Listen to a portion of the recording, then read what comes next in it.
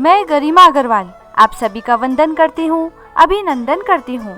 कार्तिक महात्म दूसरा अध्याय।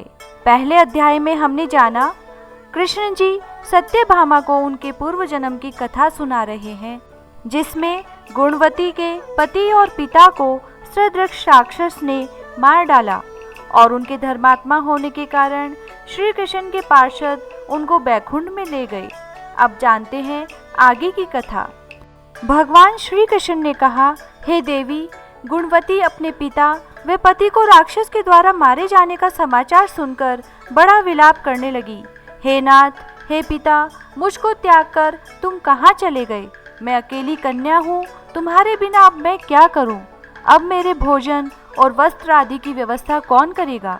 घर में स्नेहपूर्वक मेरा पालन पोषण कौन करेगा? मैं कुछ नहीं कर सकती, मुझ विधवा की रक्षा कौन करेगा?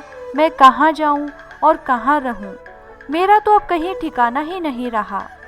इस तरह रोती और बिलखती गुणवती पछाड़ खाकर पृथ्वी पर गिर पड़ी और मूर्छित हो गई और देर तक पड़ी रही।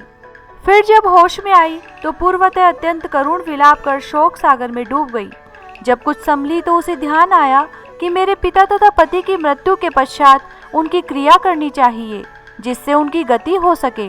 अतः उसने अपने घर की सारी वस्तुएं बेच दी। उनके बेचने से जो पैसे उसे मिले उनसे पिता और पति का श्राद्ध आदि क्रिया की। फिर वह उसी नगर में रहती हुई भगवान विष्णु की भक्ति में आठों पहर रहने लगी।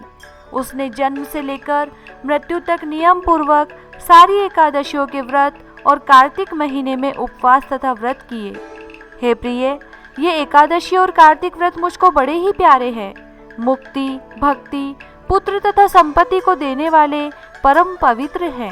जो मनुष्य कार्तिक मास में जब तुला राशि पर सूर्य आता है तो सवेरे उठकर स्नान करते हैं, व्रत व उपासना करते हैं, वह मुझे बहुत ही प्यारे हैं, क्योंकि यदि वह बड़े पापी भी हो तो स्नान व व्रत के प्रभाव से उनको मोक्ष की प्राप्ति हो जाती है। जो मनुष्य कार्तिक में स्नान, जागरण, दीपदान तथा तुलसी के वृक्ष की रक्षा करते हैं, वह साक्षात विष्णु भगवान के तुल्य हैं। जो मनुष्य कार्तिक मास में मंदिर में झाड़ू लगाते हैं और स्वास्तिक बनाते हैं और विष्णु की पूजा करते हैं, वे जीवन मुक्त हो जाते हैं। यह सुनकर गुणवती भी प्रतिवर्ष मन लगाकर कार्तिक का व्रत और भगवान विष्णु का पूजन करने लगी। हे प्रिय, एक बार वह ज्वरग्रस्त थी और दुबली हो गई थी, फिर भी किसी न किसी प्रकार गंगा स्नान के लिए चली गई। गंगा तक पहुंची भी, किंतु शीत के मारे वह बुरी तरह से कांप रही थी।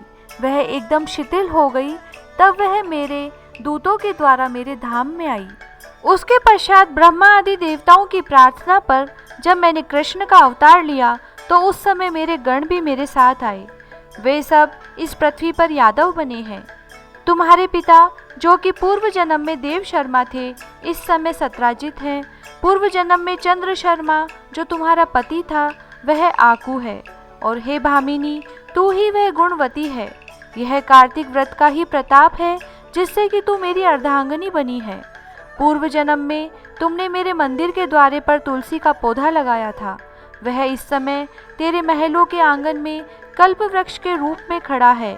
तुमने जो उस जन्म में दीपदान किया था, उसके कारण तुम्हारी देह सुंदर है, तुम्हारे शरीर में शोभा है और घर में साक्षात लक्ष्मी निवास करती है। तुमने चूंकि पूर्व जन्म में अपने समस्त व्रतों का फल पति स्वरूप विष्णु को अर्पण कर दिया था, उसी के प्रभाव से तुम इस समय मेरी प्रिय भामिनी हुई हो।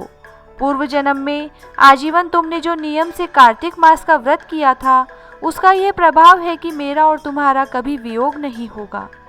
इस प्रकार जो कोई कार्तिक मास में व्रत आदि करते हैं, वह मुझे तुम्हारे ही समान प्यारे हैं। वह लोग जो कि दूसरे जप तप यज्ञ आदि करते हैं, कार्तिक मास में किए गए व्रत के सामने उनका फल बहुत थोड़ा है, यानी कार्तिक मास के व्रतों का 16वां भाग भी नहीं है। इस तरह से सत्यभामा भगवान श्री कृष्णचंद्र जी महाराज से अपने पूर्व जन्म के पुण्य का प्रभाव सुनकर अति प्रसन्न हुई। दूसरा अध्याय समाप्त। जय श्री राधे।